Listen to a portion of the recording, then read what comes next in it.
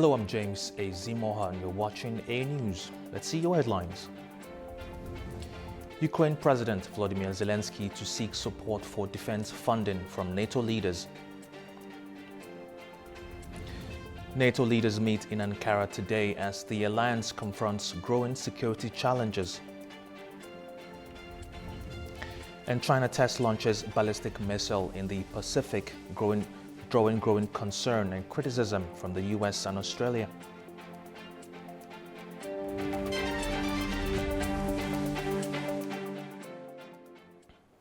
Now, Russia and Ukraine are both reporting long-range attacks on military and energy targets as Kyiv warns of urgent gaps in its air defenses. The latest escalation comes as NATO leaders meet in Turkey, where Ukraine is expected to push for stronger support from its allies. Ukraine is pressing NATO allies for stronger air defense support after Russia's latest major strike on Kyiv on Monday. Officials say at least 28 people were killed in the capital and the surrounding region, saying that Russia fired 23 ballistic missiles and none of them were intercepted. Kyiv says this shows a critical shortage of Patriot interceptors. Zelensky calls for strong decisions at the NATO summit in Turkey, which begins on Tuesday. We do not have enough means of defense, especially Patriot missiles. We have shown all our partners both the need for, and most importantly, the possibility of, providing greater protection for human life. It is simply absurd that in the modern world, production has still not been scaled up to the level actually required to protect people from ballistic terror. However, Russia says its strikes targeted military-industrial facilities, energy infrastructure, and military airfields. Meanwhile, Ukraine says it's expanding its own long-range campaign against Russian energy targets. Kyiv says its drones hit the Omsk oil refinery in Siberia on Monday, in one of its longest-range attacks of the war. The facility lies nearly 2,500 kilometers from the Ukrainian border. Russian officials confirmed the refinery was hit and say there were no casualties. Azerbaijan has also summoned Russia's ambassador after a Russian drone strike hit a Sokar fuel station in Ukraine's Mykolaiv region. Baku says previous Sokar facilities in Ukraine have also been targeted, calling the repeated attacks deliberate. The escalation comes as US President Donald Trump says a resolution to the war may be closer than many people realize. Trump is expected to discuss Ukraine at the NATO summit in Ankara, including in talks with Zelensky on Wednesday. Now, still on the Russia-Ukraine war, frustration is mounting across Russia as fuel shortages spread, forcing drivers to spend hours in queues at petrol stations and disrupting daily routines. Here's more. Long queues are forming at petrol stations across Russia as fuel shortages spread from the Baltic region to Siberia, following intensified Ukrainian attacks on Russian energy infrastructure. Drivers in many parts of the country are waiting for hours to refuel, with some stations running out of petrol and diesel and putting up out-of-order signs on their pumps. In June, most Russian regions introduced fuel purchase limits, restricting how much drivers could buy at one time. I work as a taxi driver. I work until lunch, and after lunch I stand for a couple of hours at petrol stations. In in Balashika.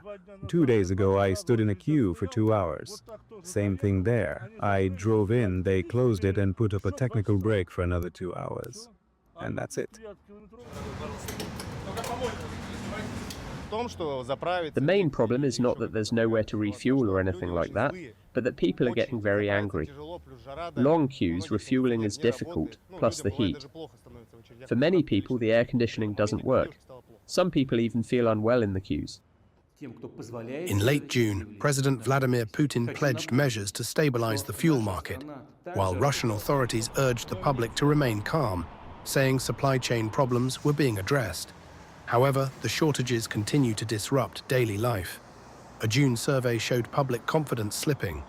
The share of Russians who believed the country was on the right track fell from 61% in May to 52% in June, while President Putin's approval rating dropped to 74%, its lowest level since the start of Russia's full-scale invasion of Ukraine in 2022. Now, the war in Ukraine and pressure from the United States for higher defense spending are reshaping government budgets across Europe. Germany has approved a draft budget for 2027 that increases investment and defense spending to boost the economy and strengthen national security. The plan includes 555 billion euros in spending, financed in part through increased borrowing under relaxed fiscal rules. The government says the budget will support growth, infrastructure and innovation while raising defense spending in response to Russia's war in Ukraine. The proposal will now go to Parliament for debate before a final vote later this year.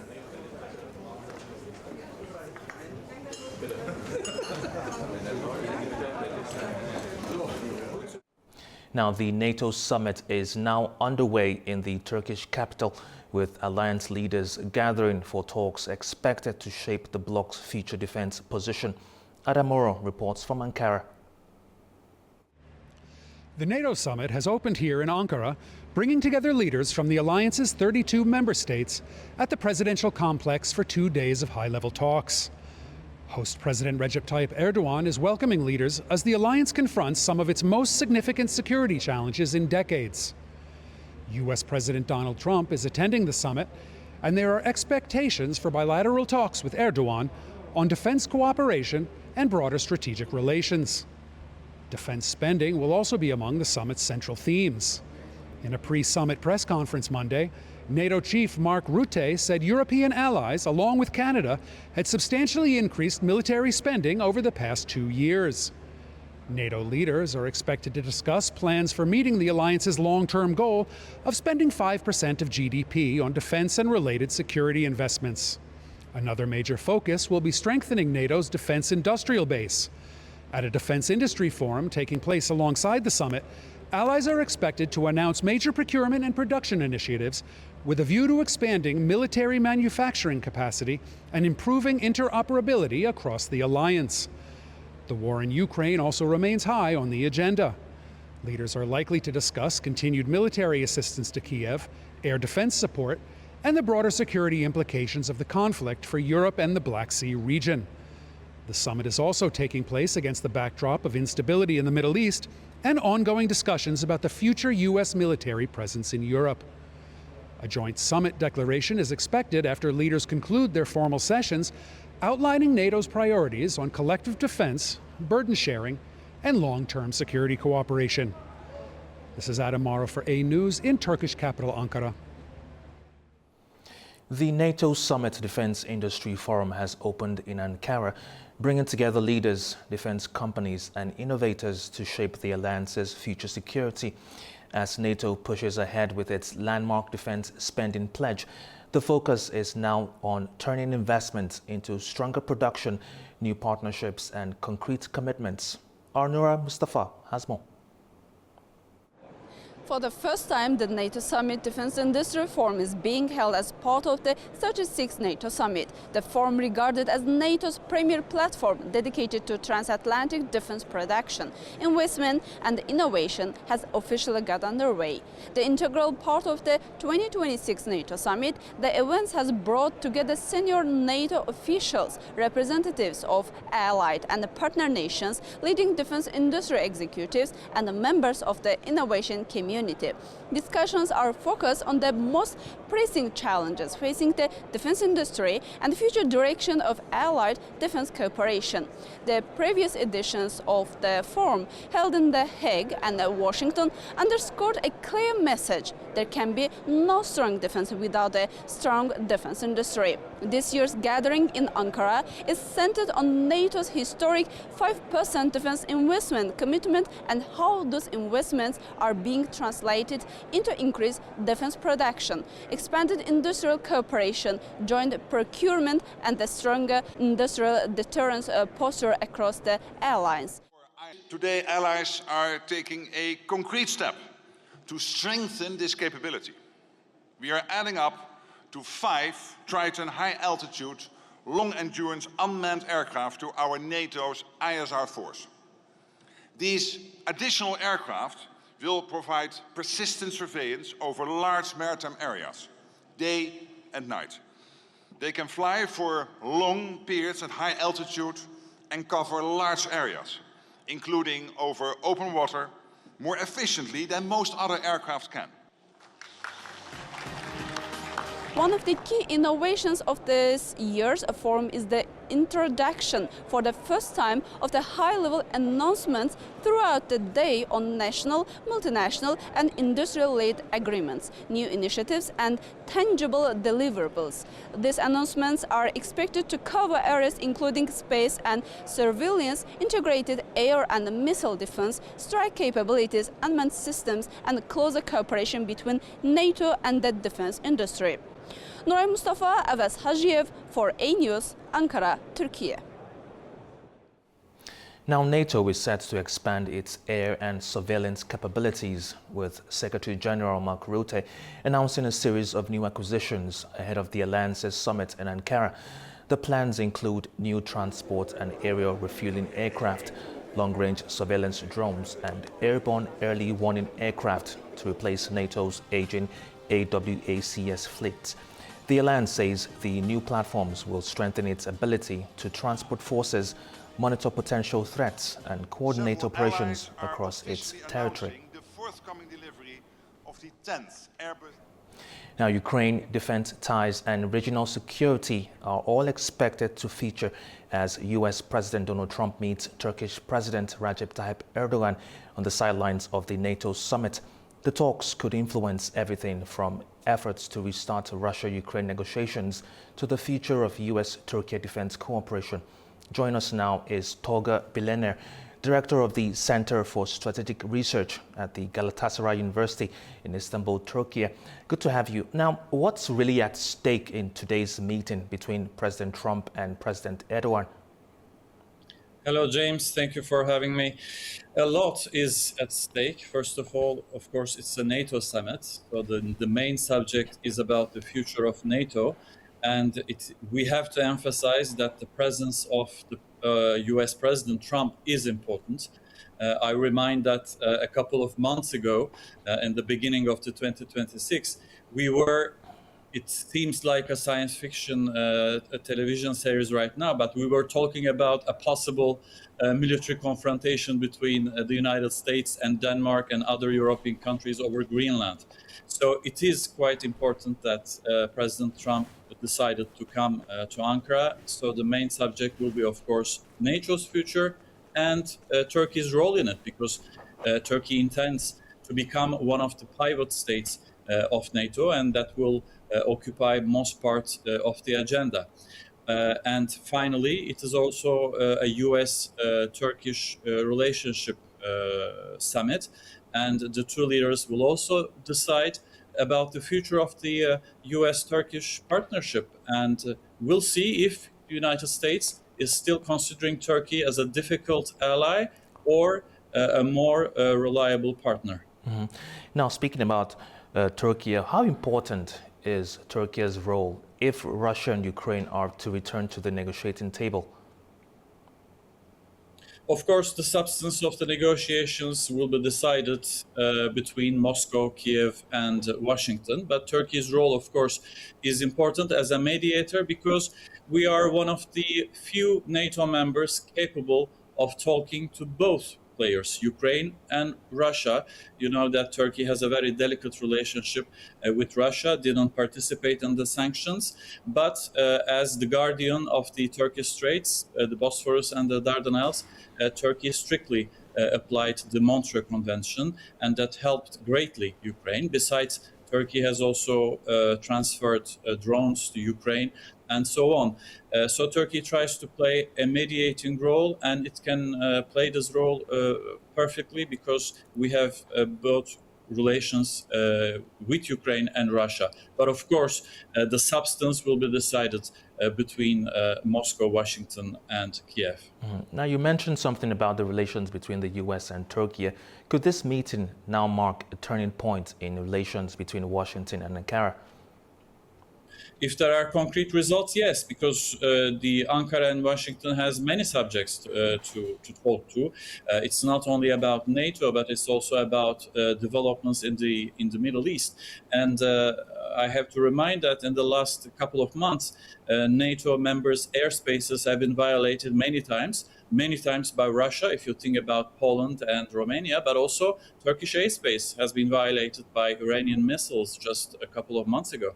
So, of course, they will also talk about the Middle East, the future of the negotiations with Iran, but it will be a turning point only if a decision about F-35 problem is resolved. Now, speaking about the F-35 fighter jets, how realistic is Turkey's return to the F-35 fighter jet program? Politically, it's realistic, so we can expect Donald Trump to make an explanation and announcement about that. But it's not only depending on the President Trump's will, it's also a legal process, a technical process. And even if Donald Trump promises something, the Congress may block it. I think it is more realistic to expect some achievement in Khan jet engines, and it can offer a solution that will save the face for everybody involved in this story. Donald Trump can say, I promised F-35s, even though the Congress blocks it. The Turkish president can say that it's a huge success that Turkey is now getting jet engines for Khan. And even the Israeli prime minister can say that finally Turkey didn't get the F-35 fighter jets. He was speaking about that only a couple of days ago, saying that it is maybe not a good idea, and he's trying to influence Congress members about that.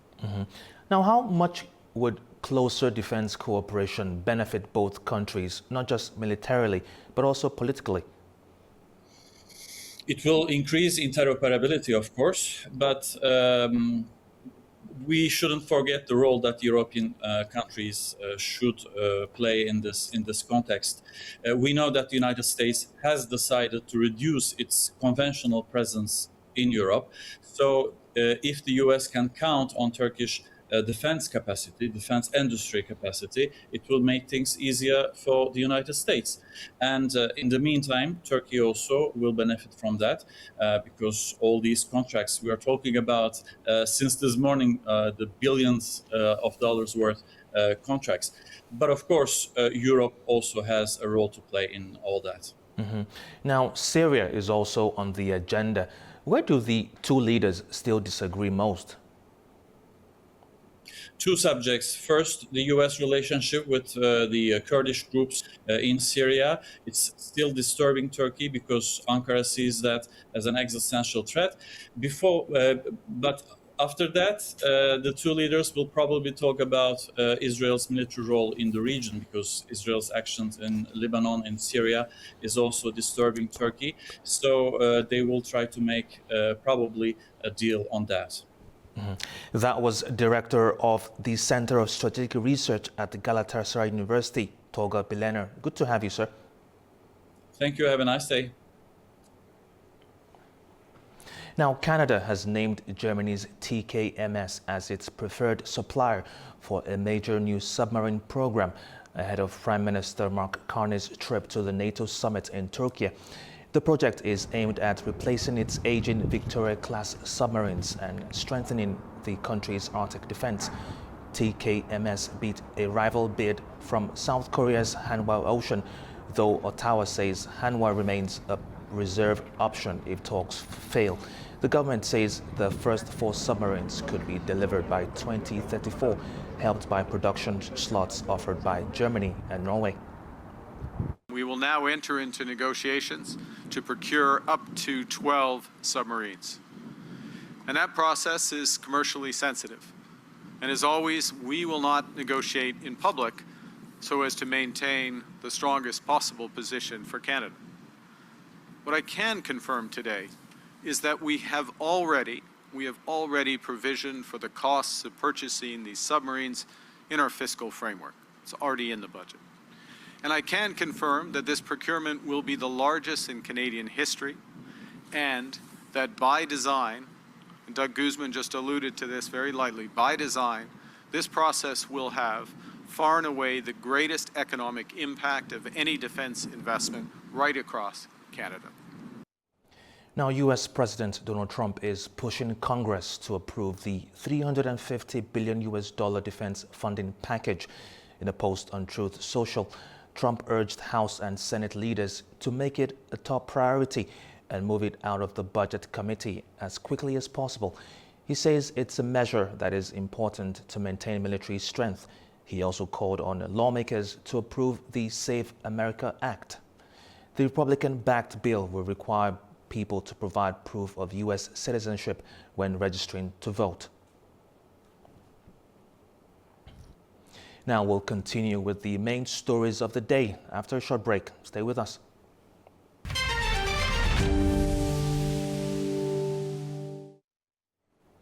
Welcome back to Way News. Now, authorities in Venezuela have begun burying unidentified earthquake victims in La Guaira, the region worst affected by the twin earthquakes that struck on the 24th of June.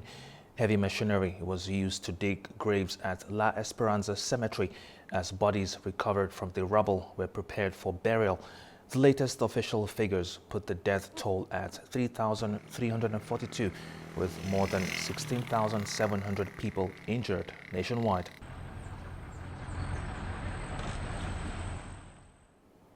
Iraq is marking final preparations for hosting the funeral of Iran's former leader, Ayatollah Ali Khamenei, on Wednesday. The procession will visit two major cities before returning to Iran. Our correspondent, Turaj Shivalilu, reports on the latest developments from Tehran.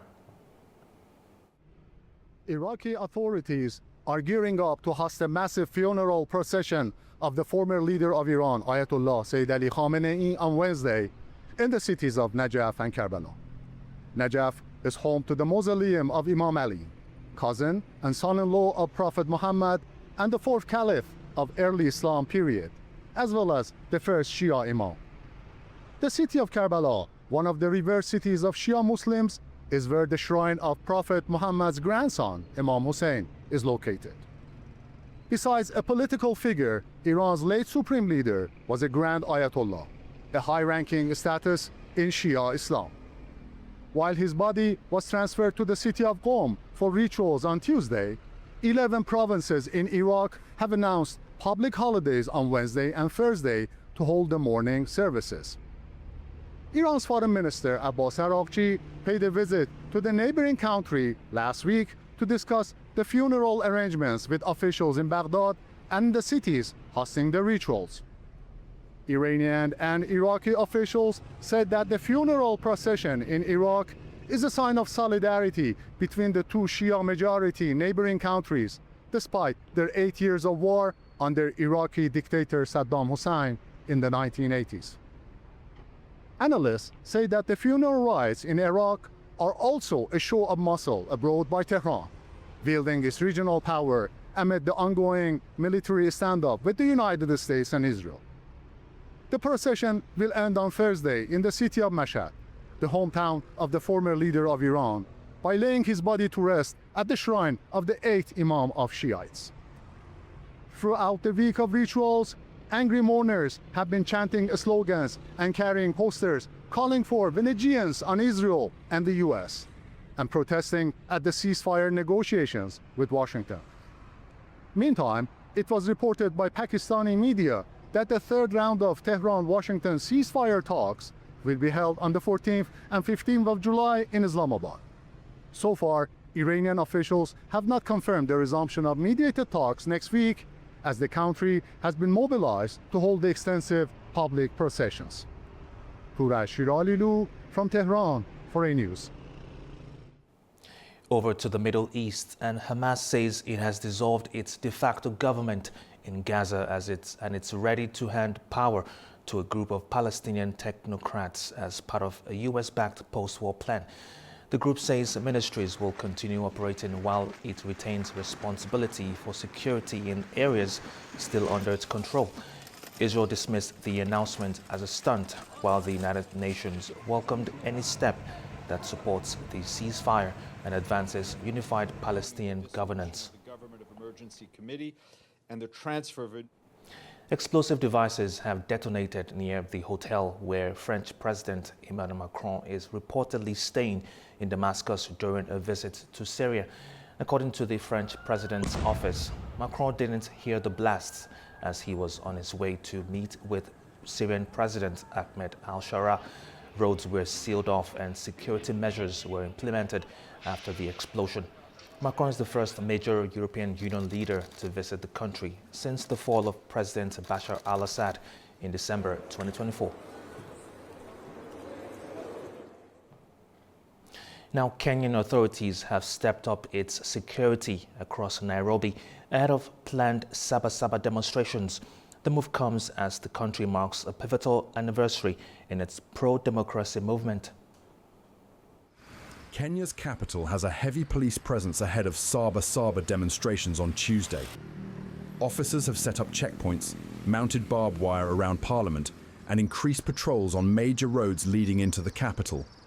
Authorities say the measures are intended to maintain public order, with vehicles being screened at key entry points into the city. Traffic was lighter than usual, while a number of businesses remained closed as some residents stayed away from the city centre over concerns about possible unrest. Saba means 7-7 and commemorates the pro-democracy protests of the 7th of July 1990, which helped pave the way for Kenya's transition from one-party rule to a multi-party political system. The anniversary has since become a symbol of civic activism and is frequently marked by demonstrations calling for political and economic reforms. This year's commemorations come just weeks after the second anniversary of the 2024 Gen Z protests, which began over proposed tax increases before evolving into broader demands for government accountability. The demonstrations culminated in the storming of Parliament and became one of Kenya's most significant protest movements in recent history. Now turning to South Asia, and at least 25 people have been killed and around 100 injured after 2 days of violent clashes inside prison in Sri Lanka. The fighting broke out between convicted inmates and prisoners at a jail in Negombo, north of Colombo. Officials say the violence intensified on Monday, leaving 23 more people dead, including 6 prison staff, after 2 inmates were killed the previous day. Authorities say prisoners destroyed the prison's CCTV system. Riot police and special forces were deployed to regain control, while injured inmates were taken to hospital.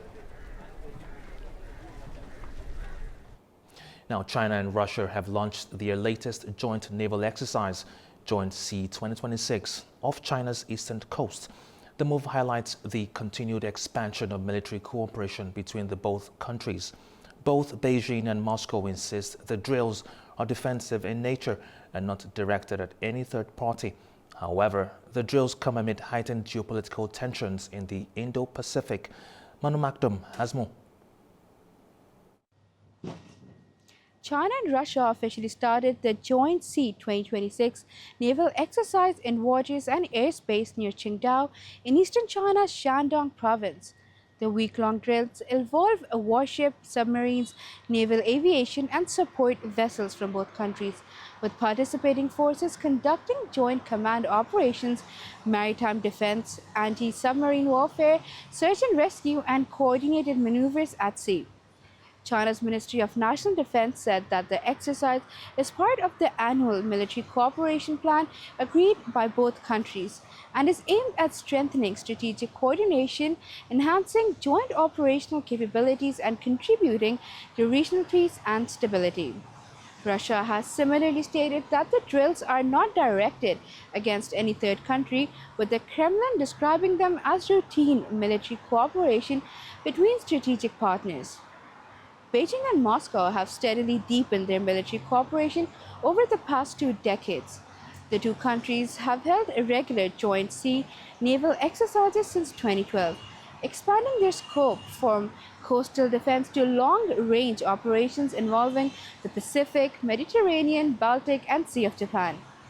Although China and Russia do not maintain a formal military alliance, both governments describe their relationship as a comprehensive strategic partnership of coordination for a new era.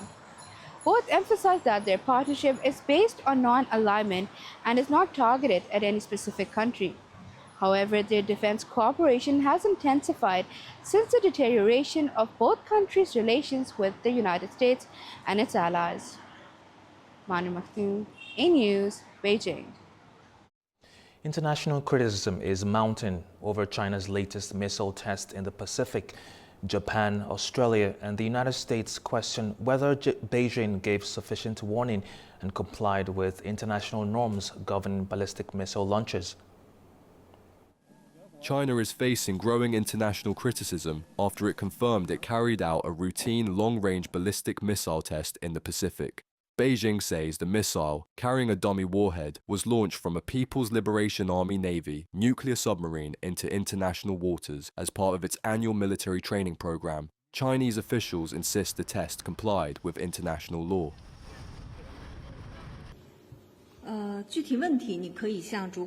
What I can tell you is that this was a routine military training activity. It was not directed at any specific country or target, and relevant countries were notified in advance, and it was conducted in accordance with international law and established international practice.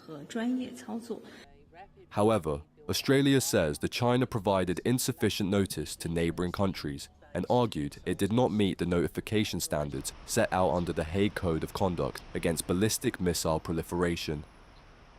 Australia has been clear with China that we regard this as destabilising to the region.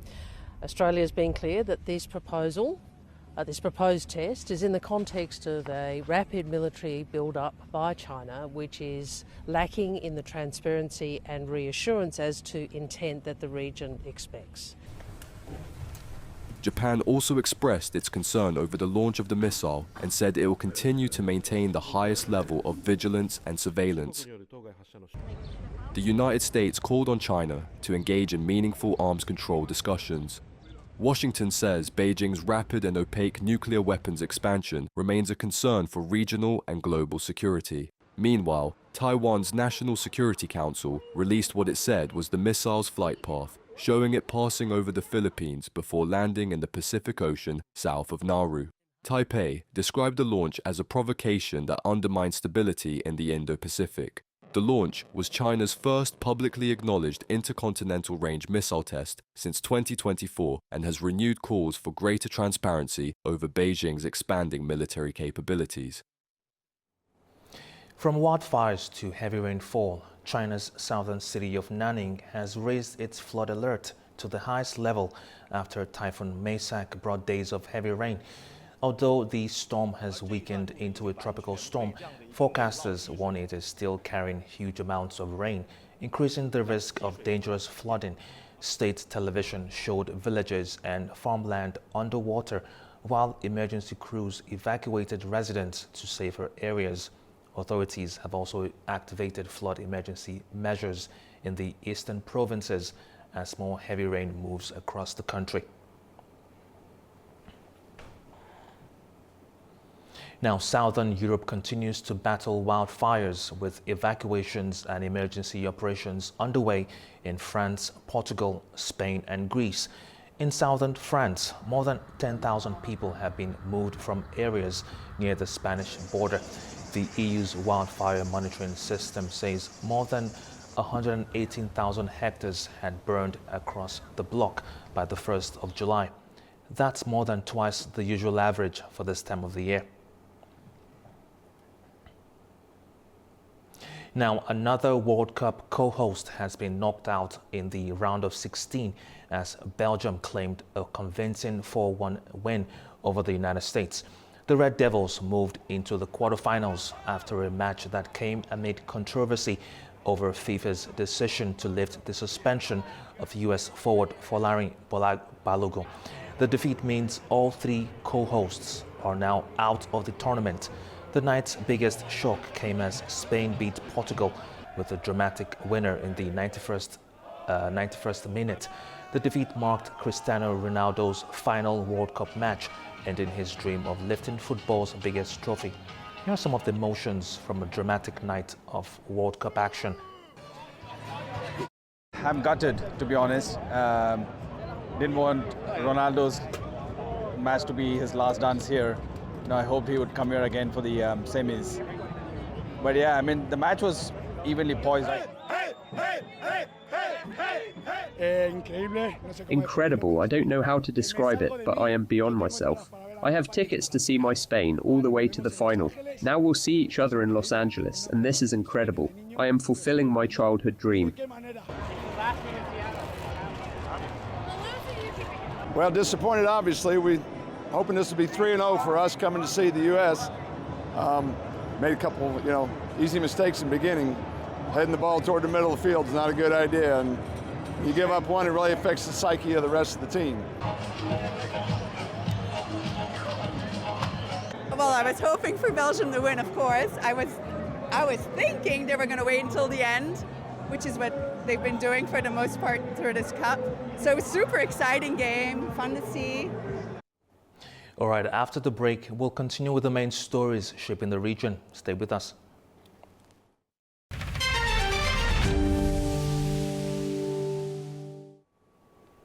Welcome back to A News. Now, Georgia's government has just laid out its roadmap or new roadmap for the long-troubled Anaklia deep-sea port. It's a plan meant to end the years of speculation over who will control this strategic Black Sea gateway. Our correspondent Nini Nikolashvili has more.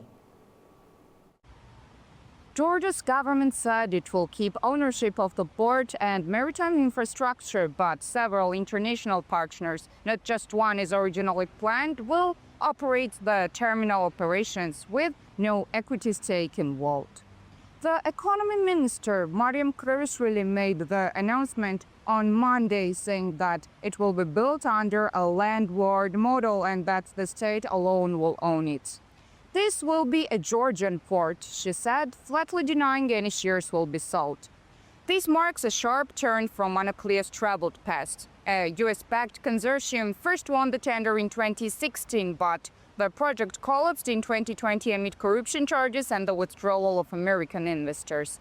In 2024, the government picked a Chinese-Singaporean consortium instead, deepening concerns in Washington and Brussels that Georgia was drifting away from the West. The minister also welcomed interest from China, Central Asian states and Azerbaijan, all key players in the Middle Corridor, the trade route linking Europe and Asia that bypasses Russia.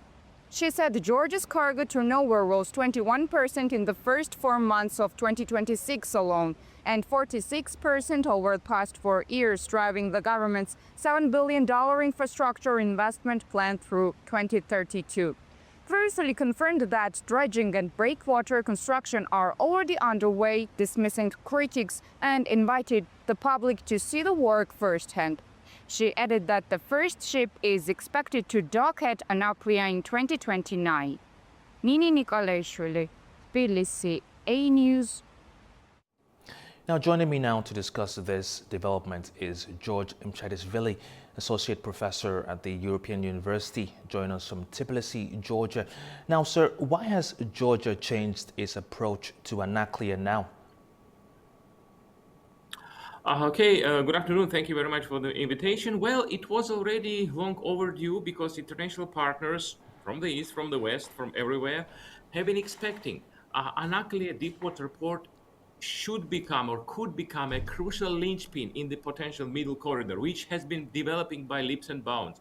Its throughput has been growing, its importance and relevance has been increasing. It's already time for this Anaklia port to become part of the broader picture. Yes, we do have extant infrastructure, including in Georgia, but it's already time to finally have the decision. Well, the decision has been intermitting, so at some point there were involvement of American companies, potentially then Chinese Singaporean companies. So I believe that this landlord strategy, whereby the state holds the control package 50%, I think is important. It is the sign that Georgia is turning into the meaningful economy. So because many countries allow this, can afford it, and therefore, so it will possibly, hopefully, stop the speculations about actually where Georgia is turning. So Georgia is turning toward Georgia, first and foremost, and, wants invites a partner, including those who are along this potential middle of the future middle corridor, the developing nascent middle corridor, as well as international partners. Obviously, everyone is welcome, so who has stakes and who have financial wherewithal to contribute. Mm-hmm. Now, does Keeping ownership while bringing in several operators solved the biggest concerns surrounding the project. Well, the biggest concern was, well, in my opinion, slightly artificial, that so this port will determine whether Georgia is a Western or non-Western power. Well, the biggest concern was Russia. Today's Russia is so weakened that we cannot talk that it will be under Russian control. Yes, it is close to the occupied Abkhazia. This is a very important consideration. So Russian military base is few, like dozens of miles away, okay, in Ochamchire. So, and again, so this is close to the occupied territory. This is an international concern, but you know, when economic states are high and when international partners like ensure, along with actually like Georgia, ensure its actually stability, when they are significant economic interests, that could be a factor. That could be a factor that will keep the Russian actually shenanigans away.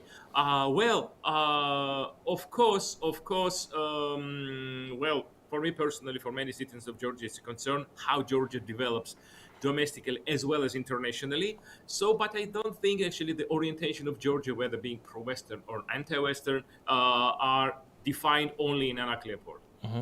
Now, is this mainly an economic decision or a strategic one? Well, on the surface, it is economic, but it obviously, well, today and everything is intertwined. Well, our previous coverage was about sport, even sport and politics, even football, soccer they call it in America, and politics are intertwined and sometimes actually kind of like interact. Obvious economy, it's always geoeconomical and almost always geopolitical. So given the importance of the middle corridor, so the nature of the international partners do determine political orientation, and I would say kind of this coloring of this middle corridor. I very much hope, so given this potential, economic potential of the corridor, this very Anaklia port will not become this bone of geopolitical contention, and there will be significant and there will be sufficient stakes for Western as well as non-Western actors. Right now, what does this tell us about Georgia's approach to protecting critical infrastructure? Well, every country is concerned about like protecting the infrastructure, and because this is actually the basis, this is the mainstay of the economic development and the livelihood. By the way, and the political future of whoever is in power, of course. So safety, security of critical infrastructure and economic development are the most important factor, probably actually, which determine whether they win the next election. So therefore, I see that, well, the government of Georgia careful, but obviously kind of thinks in this particular case, not in others. Again, I'm not particular, like, well, in many aspects, I am critical of them regard. So they, so their approach is economy first, like economic security is first. Mm-hmm. Now, you mentioned earlier about, you said all partners are welcome. Could involving several international partners now reduce political and commercial risk? Yes, the more partners with important stakes, of course, like the better. Well, Georgia, well, it wants to take care of this project on this like landlord model. So, but of course, at the end of the day, given the Georgians, well, military weakness and other vulnerabilities and like to occupy territories, and one right next to the Anaklia port. Of course, it is important that international partners do have a stake and they view it as important. Of course, it could be important deterrent from, well, right now it's Russia, but okay, I don't think it will be any other countries actually who try to actually undermine it. Anyone who can potentially will be willing to undermine it. Yes, involvement of strong, economically secure and affluent international partners is pretty much a guarantee of this future of the port, as well as the middle corridor. All right. Now, could Anaklia become another area of cooperation between Georgia and Azerbaijan rather than competition? Well, I think that so far I see the very responsible leadership on the part of Azerbaijan and Georgia. They do understand that they are linked together, they're interdependent. And I think in this particular matter, the leaderships are pretty mature, pretty experienced, and they know that they need each other. And therefore, I think that the relationship between Georgia and Azerbaijan will be mostly guided and will be defined by cooperation because of interdependence and very potential it opens up today with this middle corridor. Okay, it can bring a literal financial windfall to both countries as well as to the region, making the region a crucial linchpin in the Eurasian economic security and the general geopolitical landscape. That was George Mchadishvili, Associate Professor at the European University, joining us from Tbilisi, Georgia. Thank you for your time, sir. Okay, thank you. Have a good day. Now, Armenian Prime Minister Nikol Pashinyan says he hopes to repair relations with Russia after recent trade restrictions disrupted imports of Armenian goods. Speaking during talks with the Russian Prime Minister, he said that the two sides should address the issues that have emerged in recent months. The meeting comes after Pashinyan secured re-election while continuing to balance Armenia's ties with both Russia and the European Union. Addressing the talks, he outlined how he sees the future of Armenia's relationship with Moscow.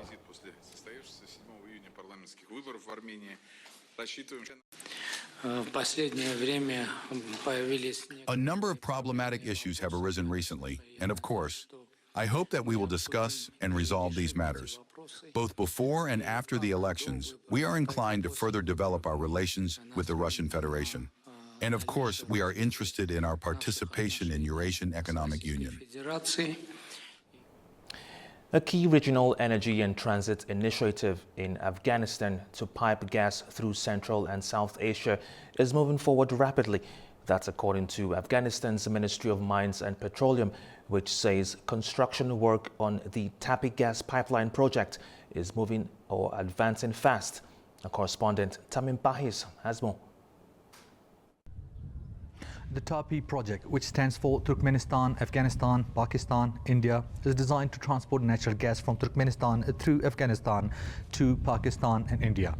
The Ministry of Mines and Petroleum says major construction and preparatory work is underway on the Tapi gas pipeline inside Afghanistan. According to officials, 101 kilometers of pipeline have so far been laid, while 126 kilometers of the project corridor have been prepared. Authorities added that trench excavation, pipe transportation, welding and pipe laying operations are continuing across different sections of the project. So far, trenches extending more than 70 kilometers have been excavated, while 36 kilometers of pipeline have already been buried underground. Officials also say nearly 90 kilometers of pipeline have been transported already to the site to speed up the next phases of construction. For Afghanistan, the project is expected to bring transit revenue, create jobs, and strengthen the country's role as a regional energy corridor.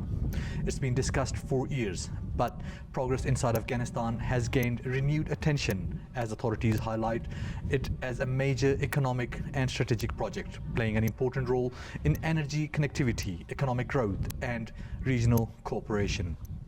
Tamim Bahis in Kabul, A News. All right, that's all we have for now. Thank you for watching. Stay tuned to A News.